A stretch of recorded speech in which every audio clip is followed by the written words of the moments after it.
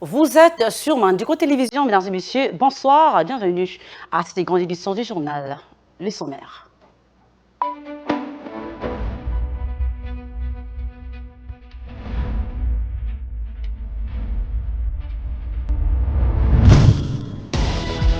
La commission électorale nationale indépendante va procéder ce vendredi 22 décembre 2023 à la publication des premiers résultats partiels du vote.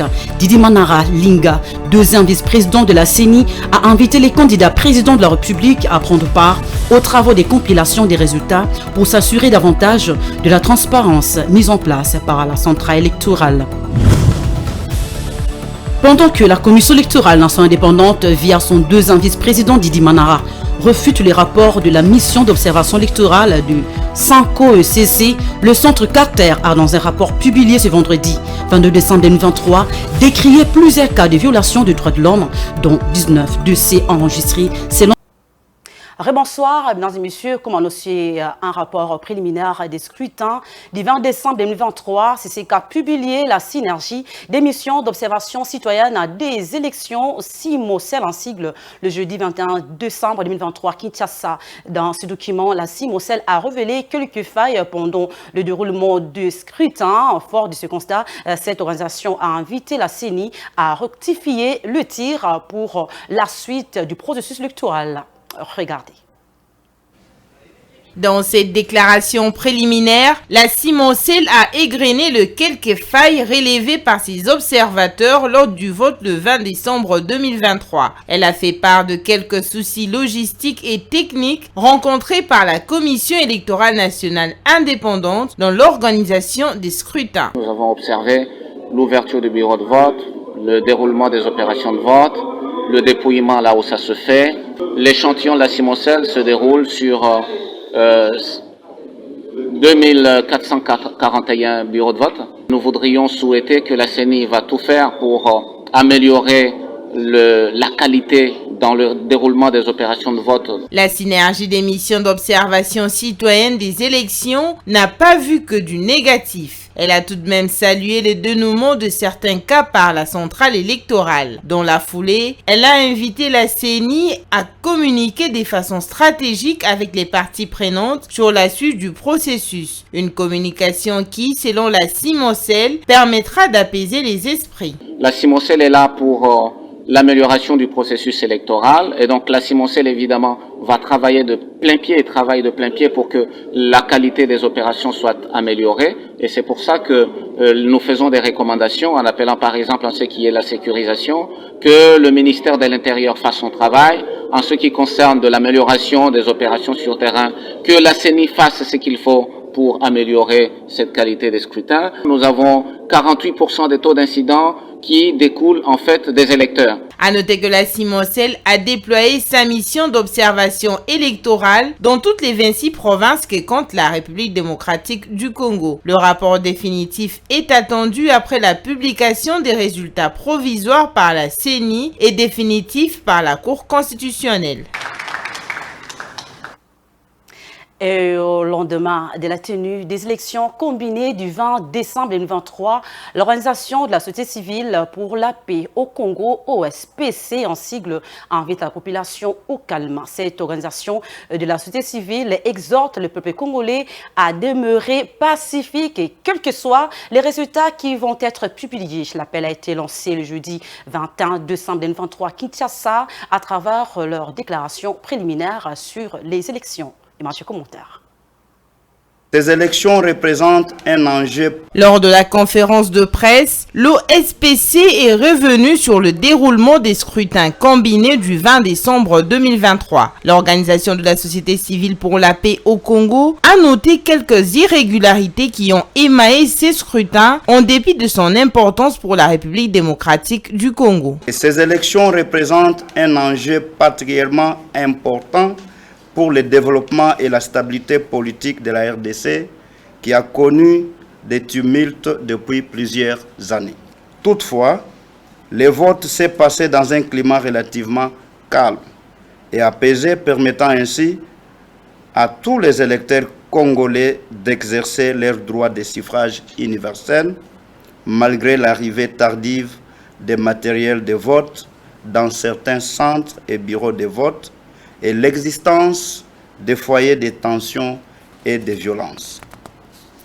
Étant activement sur terrain, notre mission d'observation a dû constater quelques irrégularités signalées ça et là.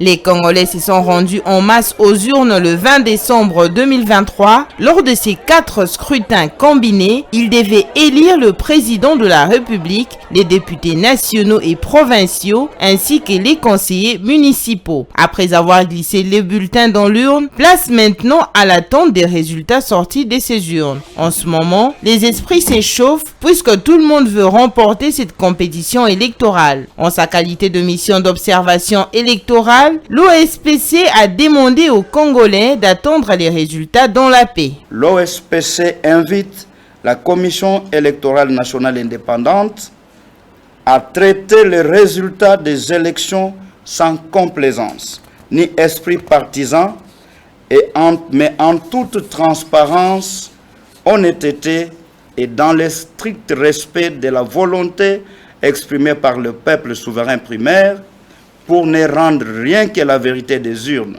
par-dessus tout. Elle appelle le peuple congolais à s'engager et à demeurer dans la voie de la paix, quels que soient les résultats des urnes à intervenir. En attendant la publication par la CENI des premières tendances sorties des urnes prévues pour ce vendredi 22 décembre, les dépouillements et l'affichage des résultats dans les centres et bureaux des votes se poursuivent. Les missions d'observation attendent la fin du dépouillement et publication des résultats provisoires par la CENI afin de procéder à l'évaluation finale de ces élections. Entre-temps, dans un communiqué, la Commission électorale nationale indépendante CENI promet d'annoncer les premières tendances de l'élection présidentielle dès ce vendredi 22 décembre 2023 à partir du centre Bossolo installé à l'Athénée de la Gombe à Kinshasa. La CENI va saisir les candidats pour participer aux travaux de compilation de ce résultat. Suivez.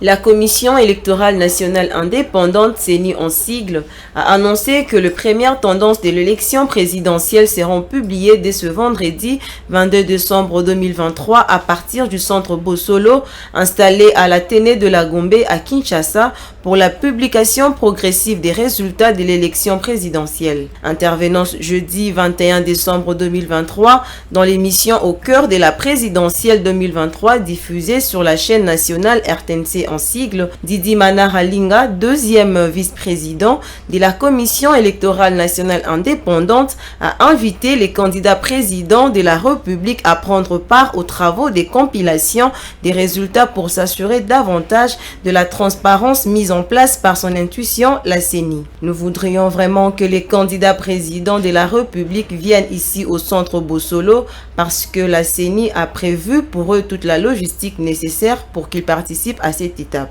Tout est prêt, ils auront des notifications officielles pour qu'ils viennent occuper les bureaux pour que nous puissions travailler ensemble parce que le processus électoral n'est pas un bien privé de la CENI.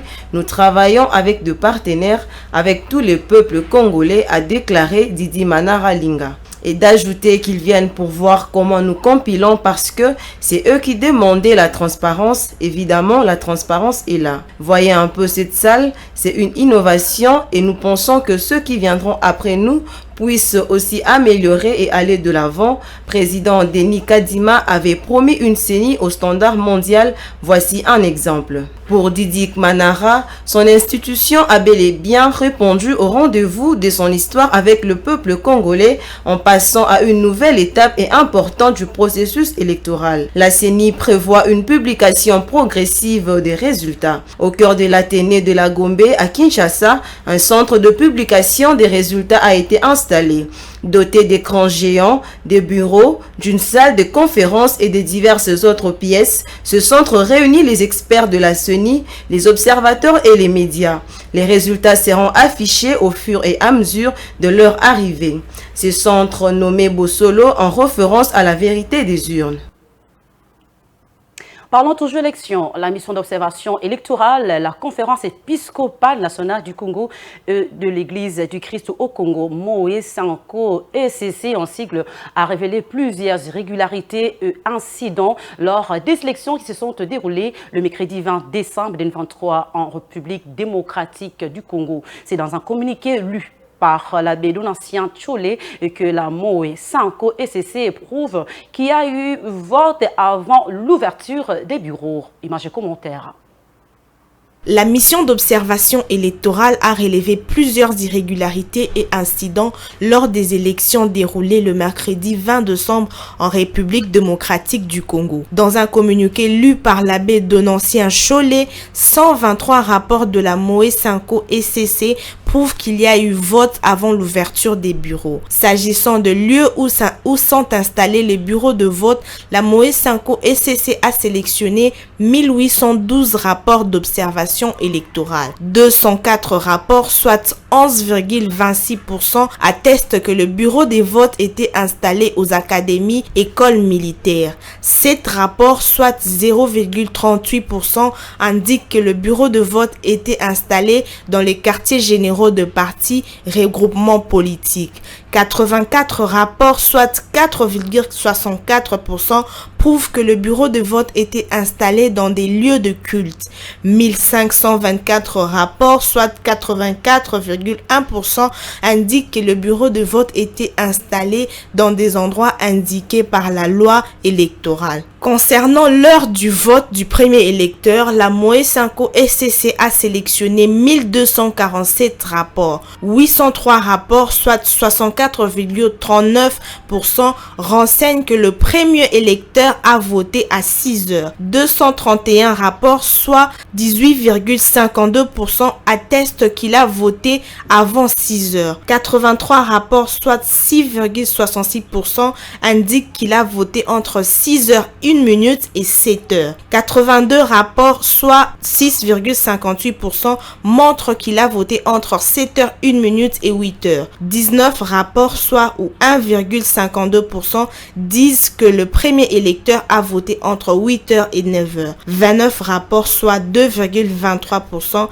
indiquent que le premier électeur a voté au-delà de 9 heures.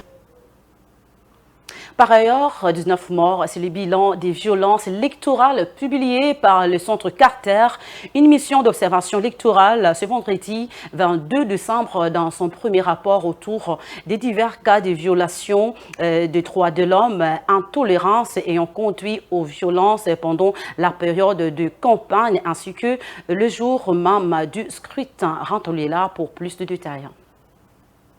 Élection générale en République démocratique du Congo, tenue le mercredi 20 décembre et une partie de la journée du 21 décembre, plusieurs cas d'intolérance ayant conduit aux violations graves et atteintes aux droits de l'homme sont signalés, voire même de décès. Le Centre Carter a rapporté ce vendredi 22 décembre que jusqu'à présent, au moins 19 décès, dont 2 candidats, ont été associés à des actes de violence électorale en République démocratique du Congo. Il n'a pas donné de détails sur les circonstances de ce décès. La mission d'observation électorale a également souligné que la période de campagne, initialement pacifique, a connu une détérioration dans certaines zones à l'approche du jour du scrutin en raison d'affrontements violents entre les partisans de partis opposés. Une rhétorique enflammée pendant la campagne électorale a contribué à l'essor de discours de haine en ligne. Dans certaines régions, les observateurs du Centre Carter ont signalé un abus de ressources de l'État en faveur de candidats du pouvoir en place. Cette déclaration préliminaire couvre les processus électoraux jusqu'à la date actuelle, les processus n'étant pas encore terminés.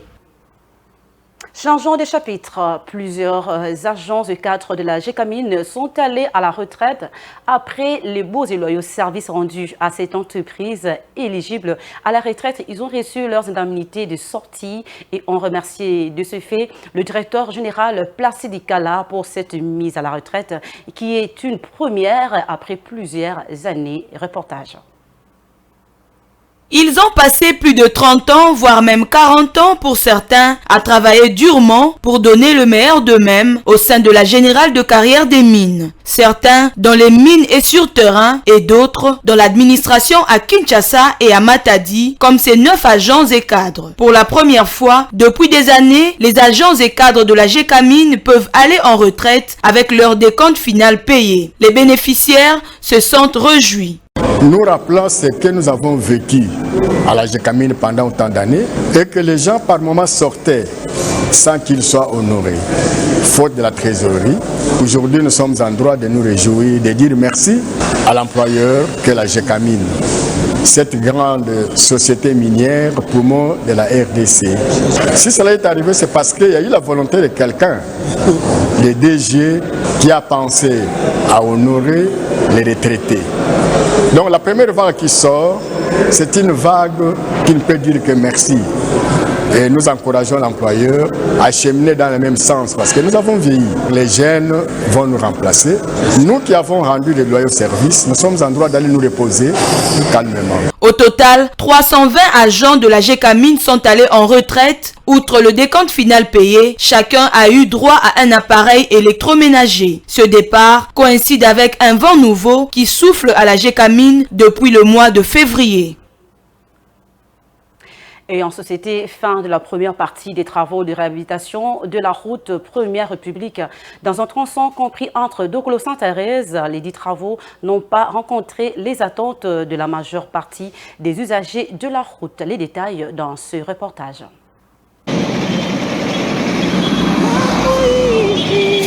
Fin de la première partie des travaux de réhabilitation de la route Première République dans un tronçon allant de l'arrêt Sainte-Thérèse Dokolo. Les usagers de la route peuvent désormais circuler en toute quiétude puisque la voirie vient de revêtir sa plus belle robe. Cependant, ces derniers ont exprimé leur crainte par rapport à la qualité de l'ouvrage.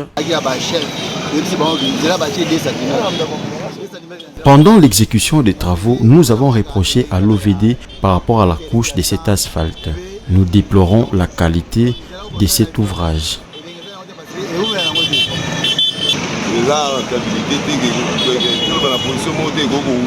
Nous remercions les autorités pour la fin de travaux. Seulement, nous déplorons le non-respect des normes. Cet asphalte n'est que de 2 cm. Sa longévité est à craindre.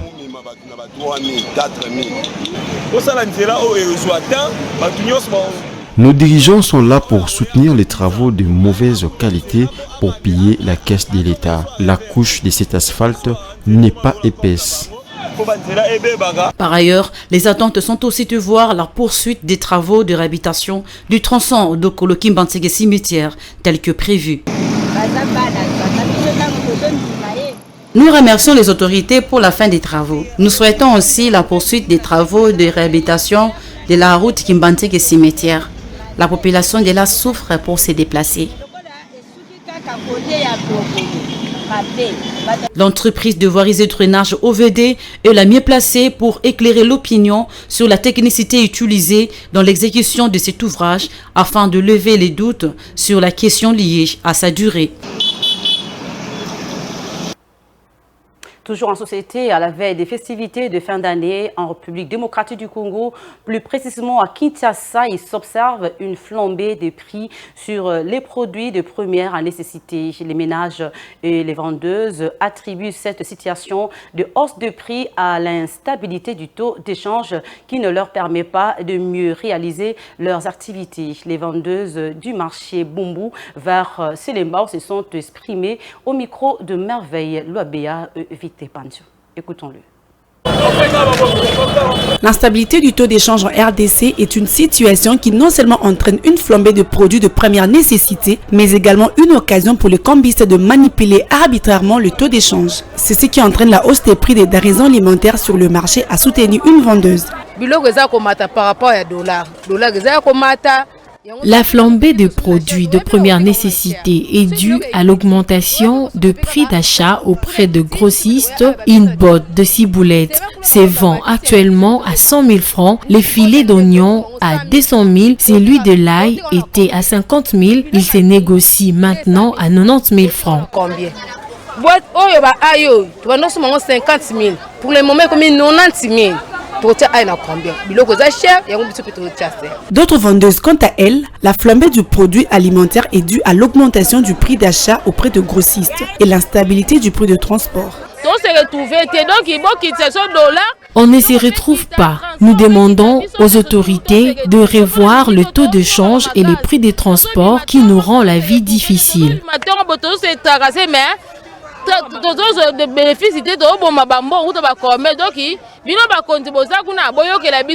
Pour cette dernière, il est même difficile de fixer le prix de vente compte tenu de réclamations des clients et des dépenses effectuées lors de l'achat des marchandises.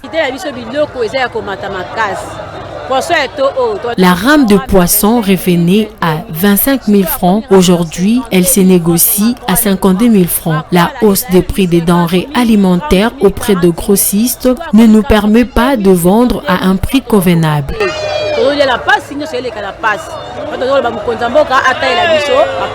En RDC, plus précisément à Kinshasa, la problématique de la hausse de prix sur les aliments dépend de plusieurs facteurs qui entrent en jeu.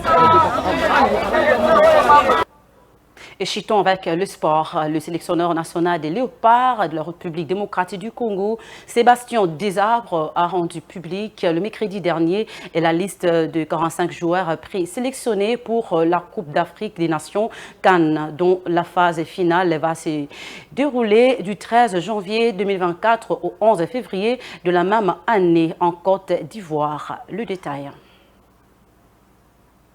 Conformément au règlement de l'organe fêtieux du football continental qui a exigé le dépôt des listes de joueurs sélectionnés 30 jours avant le début de la phase finale, les équipes ont jusqu'au 3 janvier 2024 pour disponibiliser leur liste. Sébastien Desarbres a fait appel à ses poulains, dont 45 léopards sont retenus. Gardien de but, Lionel Passy, Dimitri Berthaud, Estras Kambamba ainsi que Siadi Bakjo. Défenseurs, nous avons Brian Bayeye, Jadeon Kaloulou, Jordan Ikoko, Mukoko Amale, Chancel Bemba, Inonga Baka, Bopé Bokadi, Dylan Batumbisika, Rocky Bouchiri, Arsène Zola, Alex Twanzale, Glody Ngonda, Arthur Maswaku, Vital Ntimba ainsi que Joris Kaembe.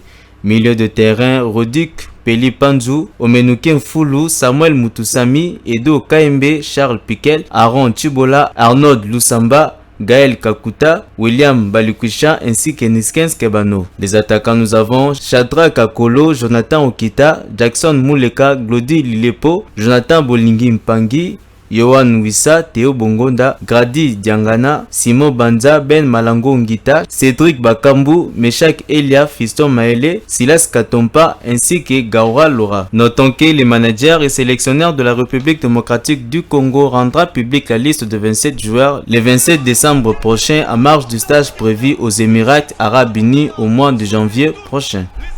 Cédric Bakambu est sur une action qui n'aurait pas dû être une occasion. Il donne le bâton pour ce... C'est tout pour ce soir. Place au rappel des titres. La Commission électorale nationale indépendante va procéder ce vendredi 22 décembre 2023 à la publication des premiers résultats partiels du vote. Didi Manara Linga, deuxième vice-président de la CENI, a invité les candidats présidents de la République à prendre part aux travaux des compilations des résultats pour s'assurer davantage de la transparence mise en place par la centrale électorale. Pendant que la Commission électorale nationale indépendante, via son deuxième vice-président Didi Manara, refute les rapports de la mission d'observation électorale du SANCO-ECC, le centre Carter a, dans un rapport publié ce vendredi 22 décembre 2023, décrié plusieurs cas de violation des droits de l'homme, dont 19 dossiers enregistrés selon cette mission d'observation. Merci d'avoir suivi ce journal, mesdames et messieurs. Bonne suite du programme sur Mandico Télévision. Au revoir.